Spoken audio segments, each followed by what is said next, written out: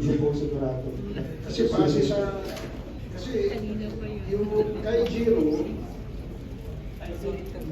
Director siya now. Kasi yung nahihilo kami minsan dun sa chart, minsan incorporator, minsan update ko director. ikaw bilang presidente ng Yata International. Hindi po ako presidente ng Yata Industrial lang po. Yata Industrial Park ka. Tapos puro member ka ng board ng Yata International. Opo. Okay. Kilala mo, ito si Lulu Chua or Kai Jiru. Chinese ito. Opo. So, ang father mo Chinese. Yung sister mo, di Chinese. Nung nagpakasal po siya, naging Pilipino po siya kasi nagpakasal siya sa Pilipino. Supreme Court, ano. Anyway, ano pa yun? So, kasi si Kai Jiro ay Chinese, mother ni Bernice. Yes po. At yung si Yang Hua Huang, who is your father, is also Chinese. Yes po. So, yung sister mo ay Chinese. Chinese po siya nung pinanganak, pero nung nagpakasal po siya, nakapagpalit siya ng Pilipino. Dahil Pilipino po yung pinakasal. Yes, Congressman Flores.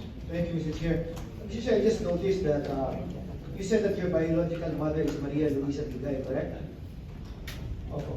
And Maria Luisa Bigay is an incorporator of Yata International together with Kai Ji. Ito yung nanay din ng mga kapatid mo. I'm not sure about that. Anyway, Minsan naghahalok po kasi yung chart. So, I'm looking at Yata International. No? It says here that the incorporators were Jonathan P. Carlos. You know him? Kala mo? Hindi. Okay, si Maria Luisa Bigay, si Jocelyn Ting, si Yang Hua Wang, at si Kai Ji Ru.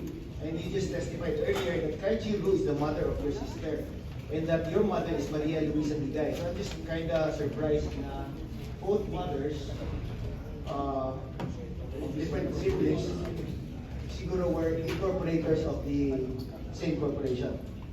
based on the document. Based on documents. Now, Yata Industrial Park also lists a Kai Jinan. Who is this Kai Jinan? Hindi ko po kilala. Hindi mo kilala. It's not related to the mother of your sibling naman? No po. No, no. Okay. Now, you testified that in your letter you said that Maria Luisa Bigay is your biological mother, and she gave birth to you in 1992, but that you were registered 3 months after your birth, so late registration din.